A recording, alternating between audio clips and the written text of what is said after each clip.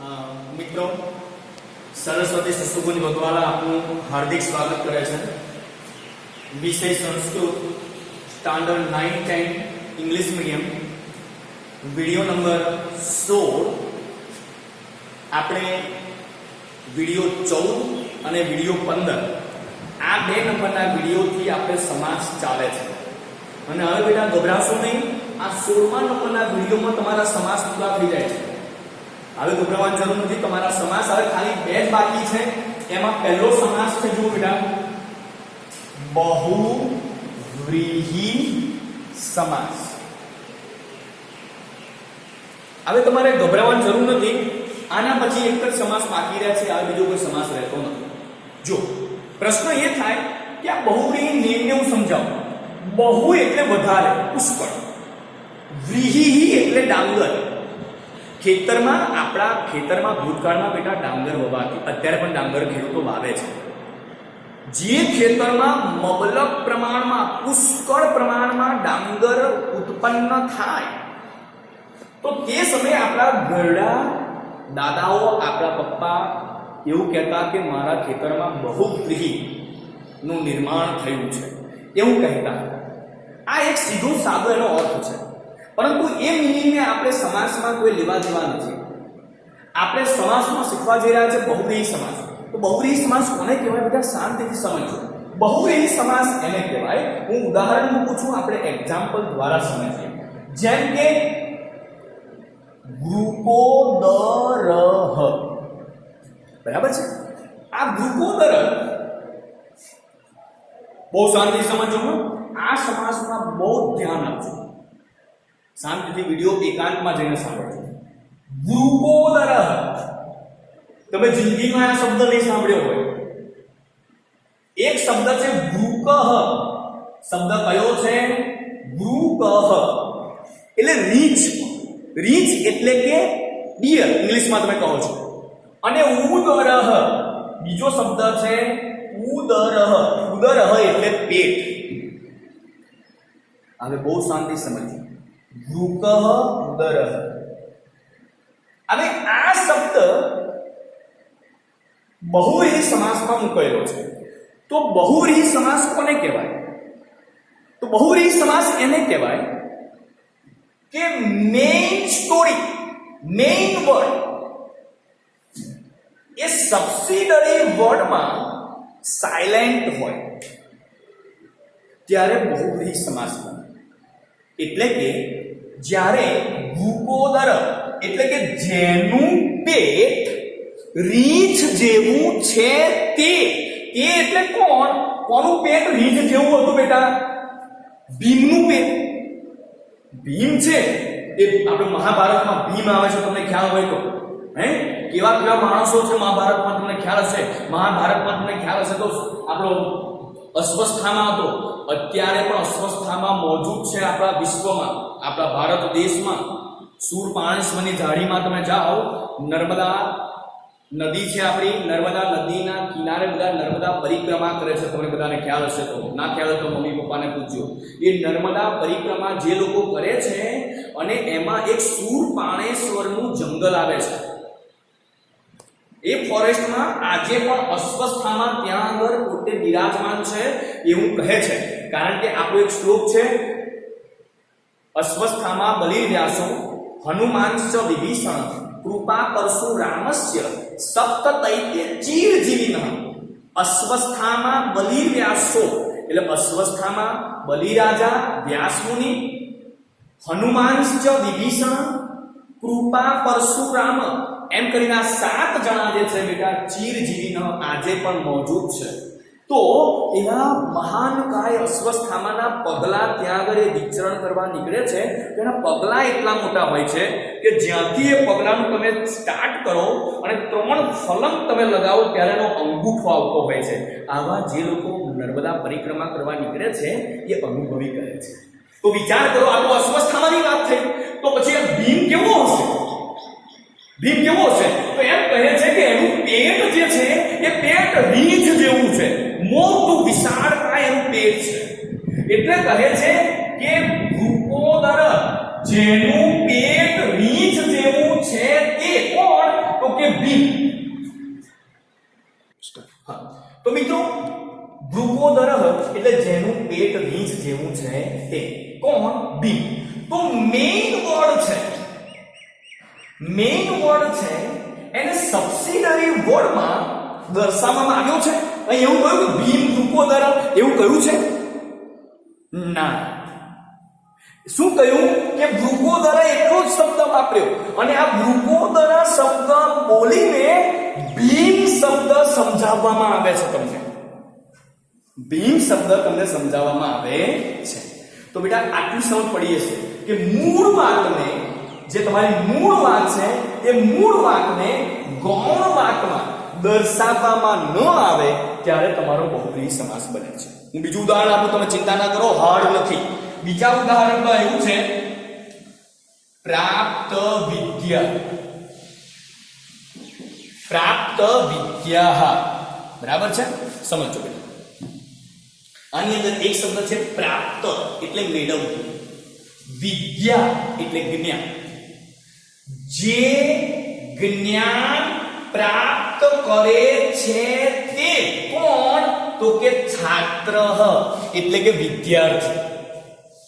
મગજનો મેસેજ છે બેટા. મૂળ વાતને ગૌણ વાતમાં દર્શાવવામાં આવી નથી. તો એ પરથી આપણને ખ્યાલ આવે બેટા કે આ બહુવ્રીહી સમાસ છે. પછી બીજો શબ્દ લખું છું, પીતાંબરઃ.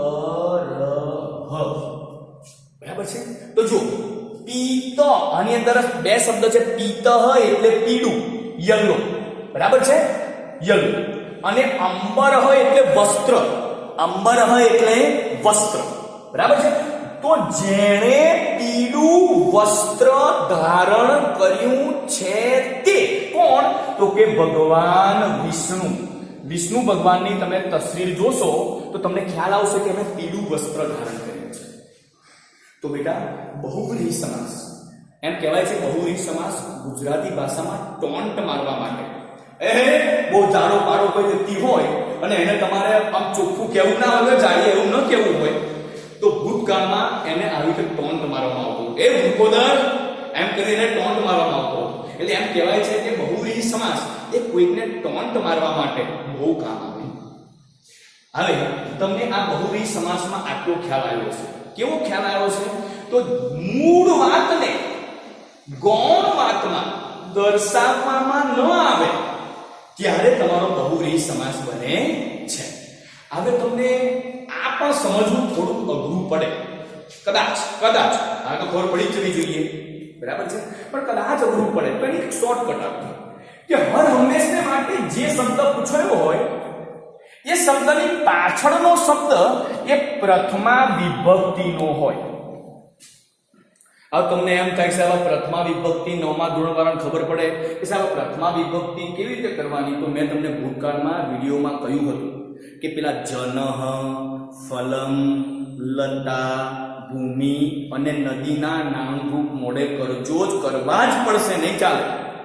તમારા મમ્મી પપ્પાને પણ રિક્વેસ્ટ કે કરાવજો બાળકને ઘેર બેઠા બેઠા, અને એનું ઉચ્ચારણ, એનું પ્રોનાઉન્સિએશન જે શું થાય છે એ પણ મેં અંદર દર્શાવ્યું છે. વિડીયો આગળ પાછળ કરીને એ પ્રોનાઉન્સિએશન કમ્પ્લીટ કરજો તમે. બરાબર છે? તો પાછળ જ્યારે પ્રથમા વિભક્તિનો જો શબ્દ આવે ત્યારે સમજી લેવું કે એ તમારો બહુવ્રીહી સમાસ બને છે. બહુવ્રીહી સમાસ ફરી બોલું છું કે મૂળ વાતને ગૌણ વાતમાં દર્શાવવામાં ન આવે. ઇટ મીન્સ કે મેઇન વર્ડને સબસિડરી વર્ડમાં દર્શાવવામાં ન આવે ત્યારે તમારો બહુવ્રીહી બને છે. પરંતુ શોર્ટકટ કે કોઈ પણ શબ્દની પાછળ પ્રથમા વિભક્તિ આવે ત્યારે તમારે સમજી લેવું કે બહુવ્રીહી સમાસ બને છે. બેટા વધારે પડતા શબ્દો, આ સમાસ એવો છે કે એનું વધારે પડતું તમે એ કરશો તો તમને ચોક્કસ બેટા તમને ખ્યાલ આવી જશે. તમારી સામે વર્કશીટમાં મેં મૂક્યા છે શબ્દો, ધ્યાનથી સમજજો. ઓકે, ચાલો મિત્રો, હવે છેલ્લો અને લાસ્ટ સમાસ. હવે તમારી જિજ્ઞાસાનો અંત આવશે સમાસ બાબતે. તમને બધાને ખ્યાલ આવતું હશે કે સમાસ તમે સમજ્યા પછી એમ થશે કે સમાસમાં શું છે? કશું જ નથી બેટા, આવડે છે. ના આવડી ગયા બધાને? આ છેલ્લો સમાસ ધ્યાન આપી દો. સરળ છે, બિલકુલ સરળ છે. જો અવ્યયી ભાવ સમાસ. અવ્યયી ભાવ સમાસ કોને કહેવાય? તો જો હું એક્ઝામ્પલ લખું છું, એ પરથી આપણે સમજી લઈએ. યથા વિધિ, પછી છે અનુરથઃ, પછી ત્રીજો છે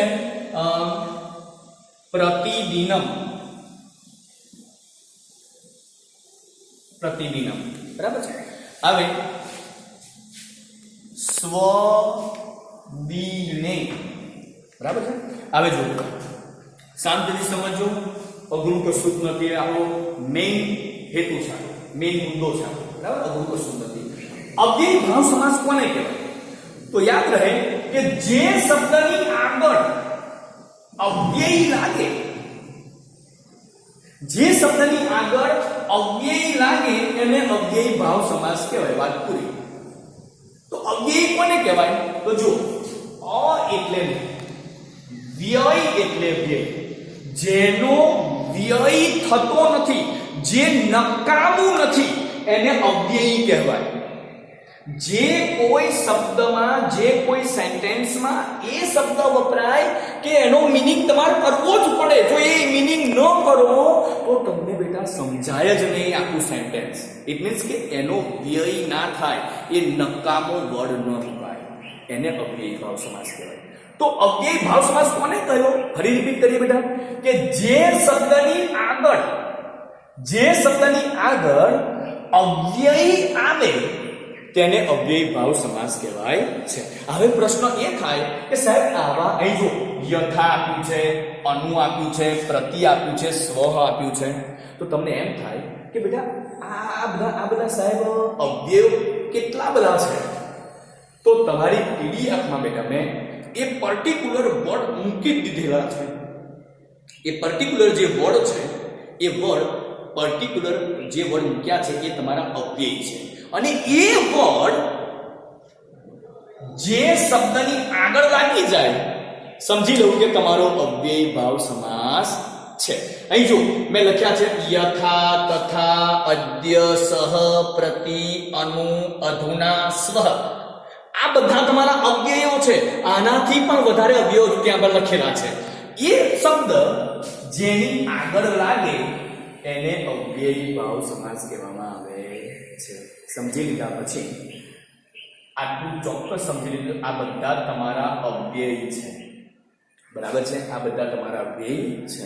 તો તમને ખ્યાલ આવી ગયો છે કે જે શબ્દની આગળ અવ્યય લાગે એ શબ્દ શું કહેવાય છે? અવ્યયી ભાવ સમાસ કરવામાં આવે છે. પ્રશ્ન એ થાય કે એ શબ્દો કયા કયા છે? તો મેં તમને પીડીએફમાં દર્શાવ્યા છે, થોડાક નહીં મેં લખ્યા છે. બરાબર? તો આ પરથી બેટા તમને સમાસ અહીં ટોટલી પૂરા કરીએ છીએ. એક ઝડપથી એનું રિવિઝન થઈ જાય. 14, 15 અને 16 આ 3 વિડીયો છે. 3 વિડીયોમાં જેટલા સમાસ શીખ્યા એનું ઝડપથી આપણે રિવિઝન કરી લઈએ. પહેલો સમાસ 14મા વિડીયોમાં શીખ્યા હતા આપણે, ઇતરેતર દ્વંદ સમાસ. કોને કહેવાય? તો કે બે શબ્દને જોડવા માટે ચનો પ્રયોગ થાય ત્યારે ઇતરેતર દ્વંદ સમાસ. સમાહાર દ્વંદ સમાસ કોને કહેવાય? તો કે બે શબ્દને જોડવા માટે ચનો તો પ્રયોગ થાય છે, પણ એ શબ્દ સંગીતના સાધનનું નામ હોય, કોઈ પ્રાણીનું નામ હોય, કોઈ શાશ્વત વિરોધી પ્રાણીનું નામ હોય, જીવજંતુનું નામ હોય, અનાજનું નામ હોય, ત્યારે એ તમારો સમાહાર દ્વંદ સમાસ બને છે. ભલે જ આવતો હોય તો. પછી તમે શીખ્યા તત્પુરુષ સમાસ.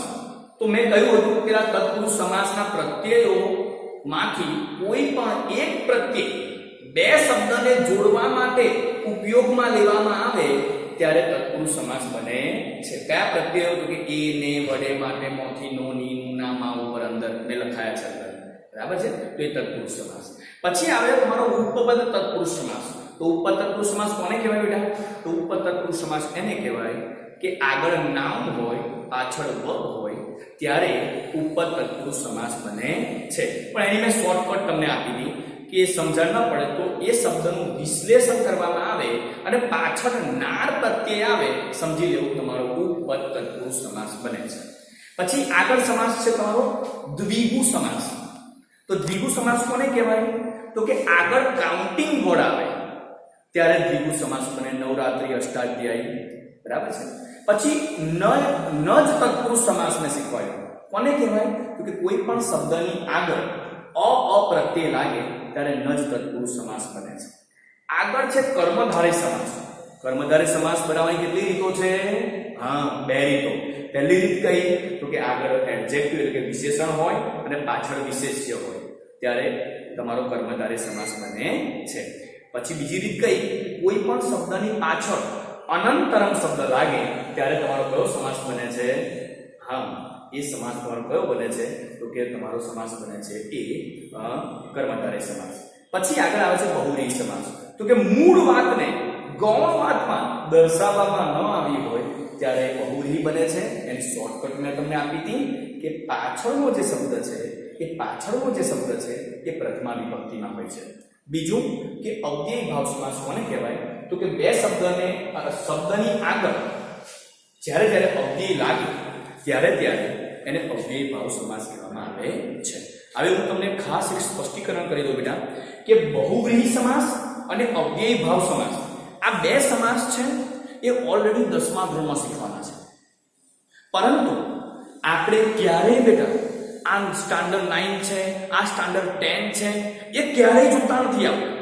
આપણે આપણું ટાર્ગેટ જોઈએ છે કે આપણું ટાર્ગેટ કયું છે? તો કે ધોરણ 10 સ્ટાન્ડર્ડ 10 ની બોર્ડની એક્ઝામમાં કેવી રીતે પૂછાય છે, બસ એને અત્યારથી જ તૈયારીમાં લઈ લઈએ. એટલે મેં અત્યારે બહુવ્રીહી સમાસ અને અવ્યયી ભાવ સમાસ તમને 9મા ધોરણથી શીખવાડી દીધા છે. અઘરા તો નથી ભાઈ, શું કામ છોડી દઈએ? શું કામ આપણે 10મા ધોરણની રાહ જોઈએ? અત્યારથી શીખી લીધા હોય તો. એટલા માટે બેટા મેં બહુવ્રીહી સમાસ અને અવ્યયી ભાવ સમાસ તમને અત્યારથી મેં શીખવાડ્યા છે. હવે જો આખો વિડીયો 14 થી 16 નંબરના જે વિડીયો છે સમજ ન પડે તો વારાફરતી આગળ પાછળ કરી અને જોજો, પીડીએફ જોજો અને એની પાછળ લખેલું હોમવર્ક બેટા ચોક્કસ લખજો અને હોમવર્કની ઉપર તમારો રોલ નંબર ચોક્કસ લખજો. કારણ કે રોલ નંબર વગર અહીંયા આગળ તમારું રજીસ્ટર થતું જ નથી કે તમે લખ્યું છે કે નથી લખ્યું. એ પછી અમે એને સાઈડ પર મૂકી દઈએ છીએ. એટલે રોલ નંબર ચોક્કસ લખજો બેટા ઉપર. આ સાથે જય હિન્દ, જય ભારત. સમાસ હવે તમારા ઉદરમાં પચી ગયો હશે એવું હું માનું છું. જય હિન્દ, જય ભારત.